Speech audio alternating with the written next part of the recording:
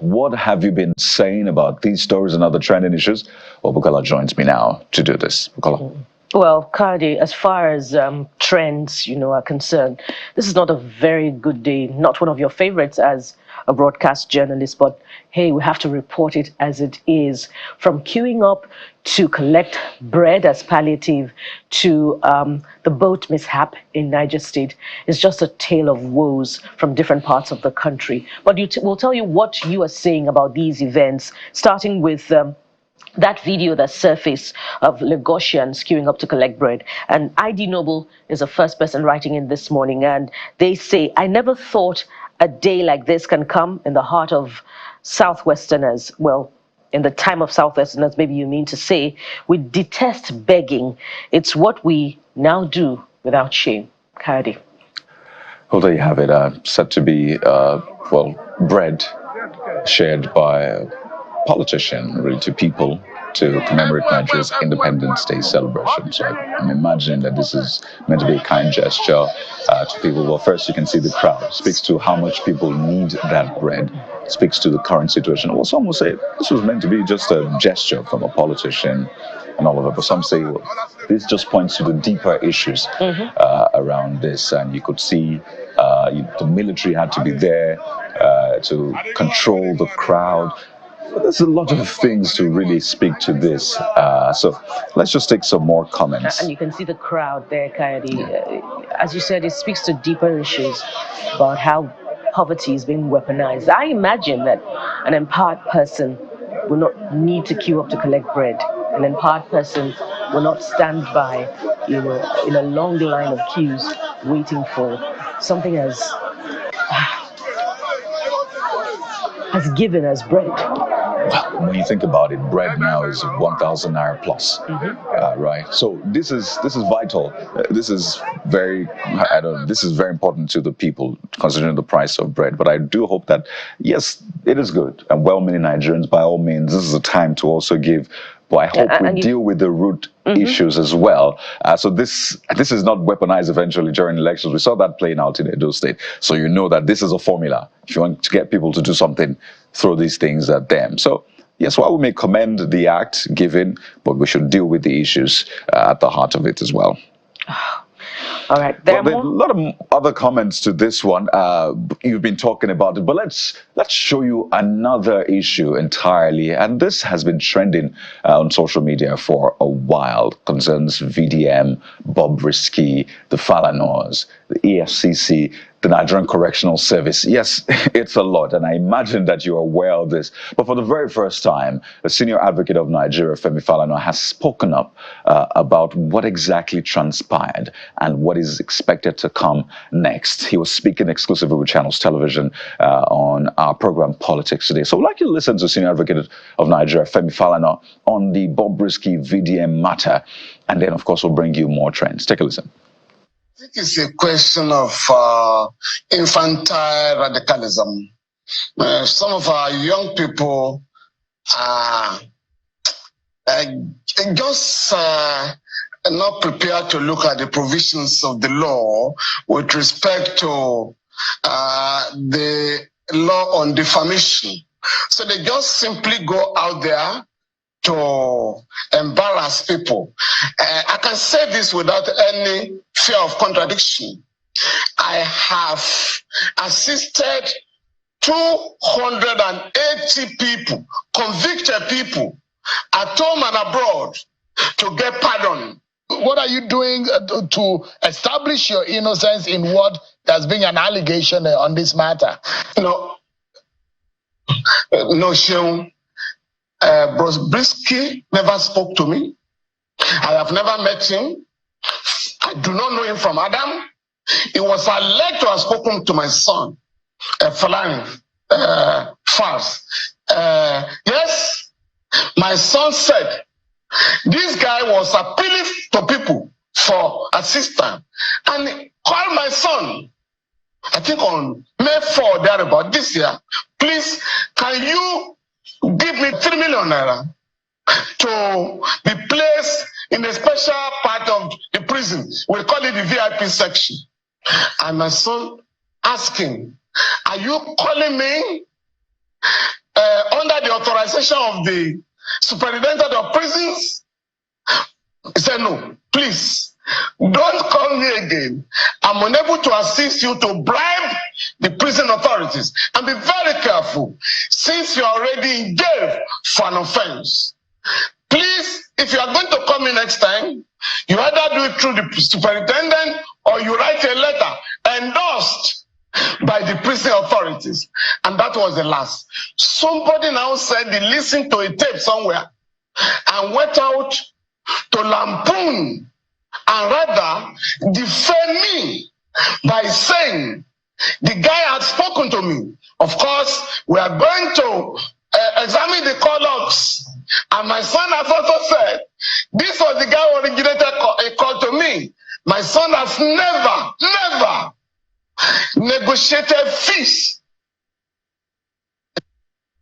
Senior Advocate of Nigeria there, Femi Falana, providing clarity as to what exactly happened. So it appears now that there's a surfeit of evidence for the House of Representatives or the National Assembly as a whole investigating this matter between Bobrisky, the Correctional Service, and the FCC.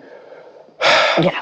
From there, we go to another matter this morning, just as disturbing, maybe even more so, the spate of boat accidents, the one coming from Niger State on Wednesday. Channels TV has been able to obtain a video of that boat while it traveled on the river. Let's take that video first, and then we'll take your reactions.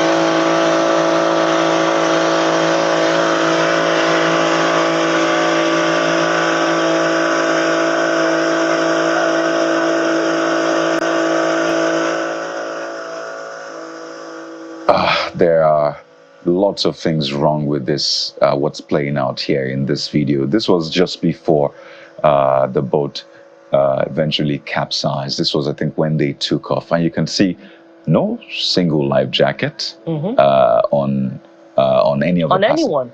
No, and you can see how much this is a boat. You'd almost think that this was in a hall or in a room, but this is actually on a boat.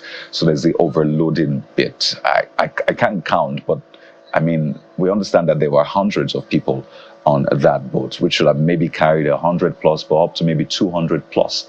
I said to have been on that boat, up to 300 actually. So Channel Television got this exclusively, and it just paints a picture. If there were 50 people on this boat, I wouldn't travel on it. You know, and that's just for a lot of people to think about. And a lot has been said about how the National Inland Waterways Authority, NIWA, should be doing more about boats traveling on water. But what about state authorities? There is a state transport authority here in Lagos that regulates water transport. We could talk about the boat mishap that occurred in Kwara State sometime last year.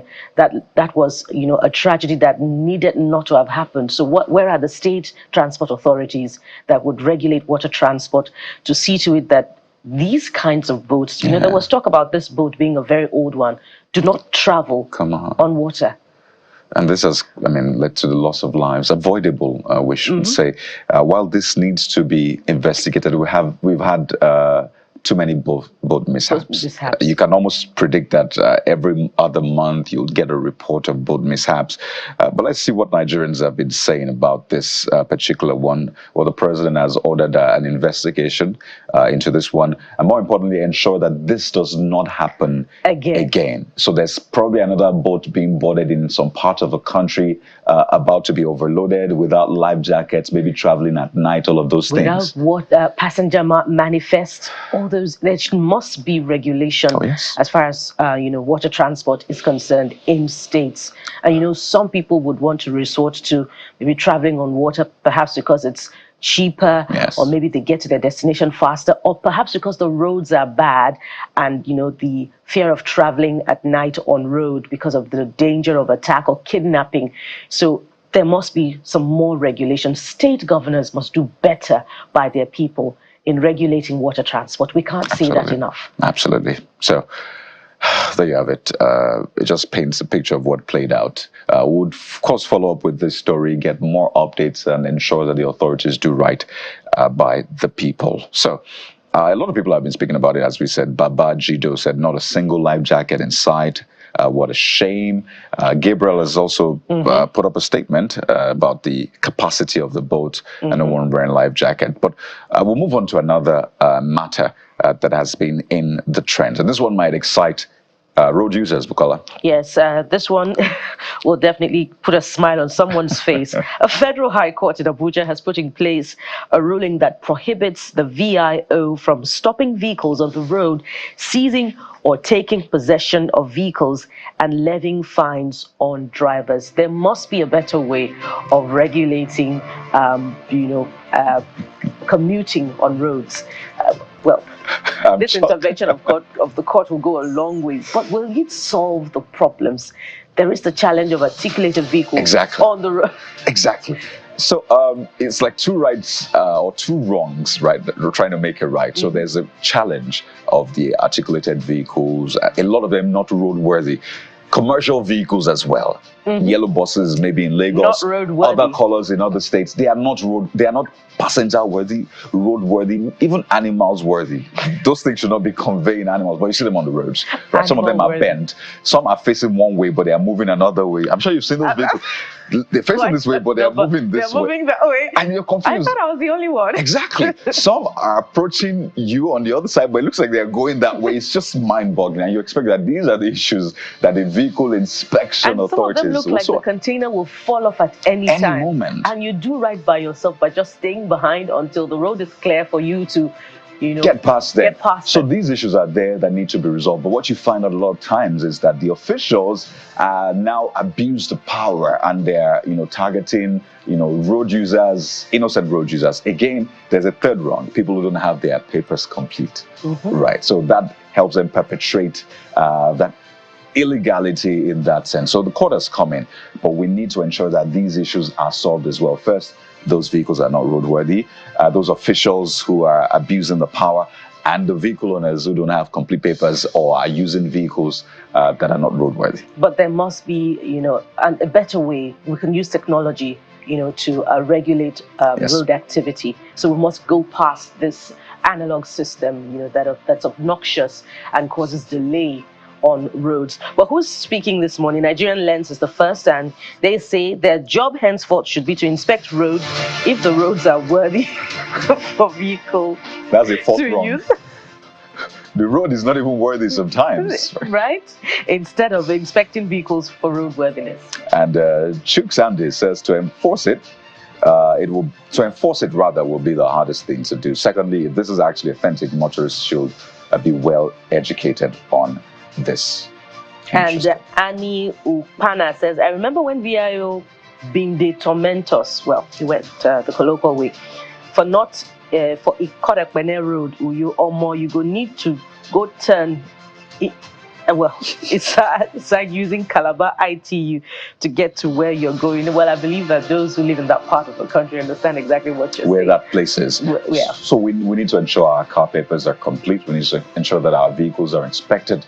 And to the officials, they need to ensure that they are law-abiding. So now that we have this ruling from the Federal High Court in Abuja, or this order barring the Directorate of Road Traffic Service, otherwise known as VIO, from further stopping vehicles on the road, impounding them, or imposing fines on motorists, we need to ensure that this law is obeyed. Okay? Let's talk about this rotational presidency bid. Oh, yes, this is another user saying this is good news. VIO shouldn't exist in the first place. Okay. They're just duplication of the work of the FRSC. Well, that is really debatable. And suffice it to say that this is not the first time the court is intervening in this space to try to provide clarity on which state government agency or federal government agency should do what. Well, FRSC, as the name implies, Federal Road Safety. Right. And then there's a vehicle inspection bit. Maybe they can merge them and all of that, but I think these roles are very, very important and they need to be done properly. So let's just give you one more. It's quite a lot trending, but this rotational presidency bit by a former vice president and PDP presidential candidate Atiku Abubakar has gotten a lot of people talking. Well, he wrote a letter to the Senate asking them to consider a 6-year presidential term. Right now, what we have is 4 terms. You can do it twice. Renewed. Exactly, but imagine this one is 6. But once, single tenor. So Precious Canning says it doesn't matter if they stay in power for 8 or 6 years. Bad leadership and corruption are our central problems. Another concern, this user says, is if this proposition is truly for the good of Nigeria or the ambition of the author. Okay. Another piercing one, typical of our writers. This next one is from Balatic, who says, that would help solve some of the bigotry. Yes. Well, maybe if you're talking about the rotational presidency bit of it, of the proposal, it should start from the 3 zones yet to produce a president since 1999, North Central, Southeast, Northeast, North Central. We've had, I believe, a military administrator from the North Central in the past, maybe not under the dispensation of democracy. Yeah. So this would always be a challenge. You can almost predict the point of argument. So there's this zoning, there's North, South. And then there's a micro zoning, Bukola. That's where you get all of the North Central, Southeast, Northeast, and all of that. So this will be a very interesting conversation. And guess what? We have it for you on the show this morning to help you understand what the thinking is, what the possibilities are, the pros and cons. So not to worry, we'll help you understand this. And just let me take this one from Hustlepreneur, that's Idolax, and saying the best thing that can happen to Nigeria, and I have been an advocate for this for a long time. That's this user saying it's the best thing that can happen, and this user says it's been advocating for it. Not my words, just to be clear. Saying the cost of electioneering is too expensive for every 4 years, while politicians don't use more than 5 years of their 8 years 2-term tenure for governance. Some will say it's even less.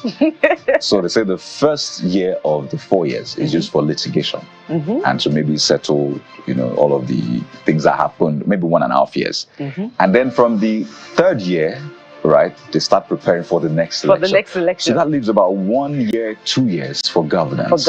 And the last year is spent on governance. And you can tell, or election, that the executives at that time are distracted with electioneering issues and not particularly focused on governance. And governance suffers. So maybe that's a pro. The favorite part of this writer's comment is the cost of electioneering, and we must reflect on that as a nation. $1 billion almost last time out. And we still have issues, endemic issues of poverty and the economy performing very, very dismally. Well, there's another user who says that, that's Mekano, Bukola. Mekano says, why must it be rotational? Candidates from wheresoever should be free to contest. Well, that's another part of the conversation. But some people say competence is everywhere, in every part of the country, and so opportunity must be given for expression from every part of the country.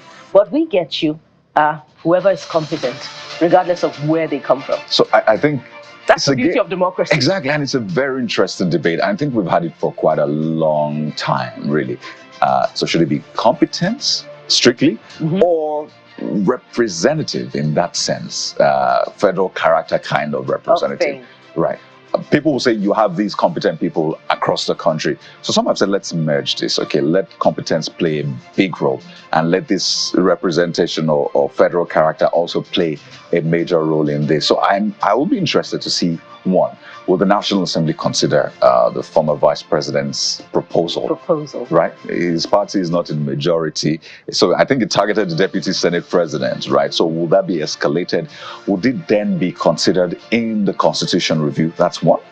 When it goes around the country, how will the state assemblies vote? If it even goes around the country, if it's considered. If it gets past the National Assembly in the first place. So how will they vote for it? Some lawmakers have already proposed this, at the beginning of this year. So it's sort of speaking to some portion of the converted. Maybe not all of them are converted. So let's see how it goes. Let's see. Don't forget, there's also the regional government bit. It looks like there's a lot to really look at and sort of tweak in the country. But as we said earlier on, we're going to be giving you a breakdown of what it entails right here on the show. There's been another video trending online, and it's concerns of, the customers of a bank. A lot of them said they couldn't use the application, they couldn't get access to their money. So what they did was, they approached the bank and sort of organized a mini protest at the gate of the bank. I know Nigerians can give you tales about their experience with banks, from the charges deducted, and they're wondering, I don't even know why I'm being charged for this, to the network. right? You transfer money or you make purchase. You buy credit, for example. Maybe you want to load your prepaid meter and you're not credited. And there's no reversal. And there's no reversal. First day, second day, and you expect that this thing should be noticed, right? Money was deducted, service was not provided. So I can tell you this, Nigerians have a lot to say. So you understand why these customers organized that mini protest. If I could just show you what's played out at the gate of the bank, actually as a result of what they describe as frustration trying to access their money. So there you go. I've been quiet since. Yes, it's happening. What are they doing? What kind of problem is this? I cannot get my money. We hospital trace out without money.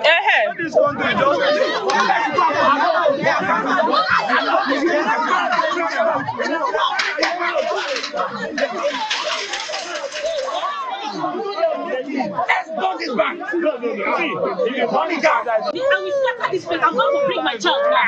You don't let me attend to her. I just stay quiet since. We get your thoughts, we get your concerns, and we've been able to amplify it. That's what gladdens my heart here. The regulators have a role to play in this. Yes, and the banks, the bank in question has gotten the message. We hope that they do better by their customers, the generality of their customers, not just in this state where this video is coming from, but everywhere across the country. The banks must do better, but particularly because of the quantum of charges that we've already talked about, that they deduct for all forms of transactions, yes, which really need not be. And the customers, they go for the AGMs, or at least they see the profit declared, and they do the math and say, okay, fine, my bank is doing well, so the least I should get is quality service. Across the board. Quality service, and maybe reduction in these charges as well. And you will hear that the banking sector is one of the most regulated.